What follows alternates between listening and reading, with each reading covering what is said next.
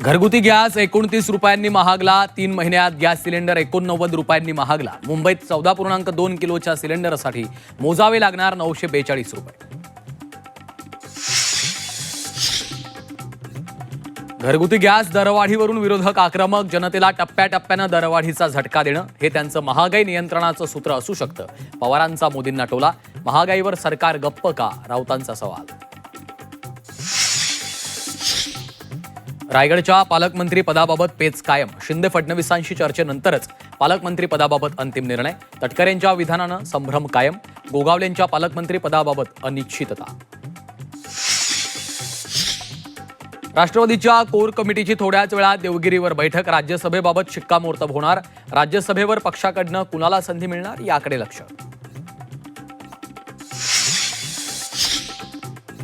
राज्यसभेसाठी Chhagan Bhujbal वेटिंगवर. पुतण्या समीरच्या मंत्रिपदाच्या अटीमुळे वरिष्ठांकडनं green signal नाही, सूत्रांची माहिती.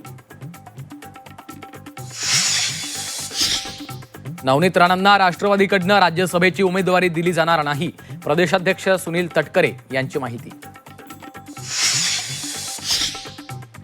पुण्यातील रेव पार्टीवर पोलिसांचा छापा. प्रोजेक्ट एक्सच्या नावाखाली तरुणांचा सुरू होता धिंगाणा.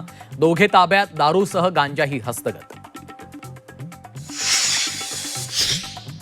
मुंबईच्या वरळीत लाईव्ह म्युझिक कॉन्सर्ट दरम्यान एकाचा मृत्यू. एनर्जी ड्रिंक आणि दारूमुळे तरुणाचा मृत्यू झाल्याची पोलिसांची माहिती.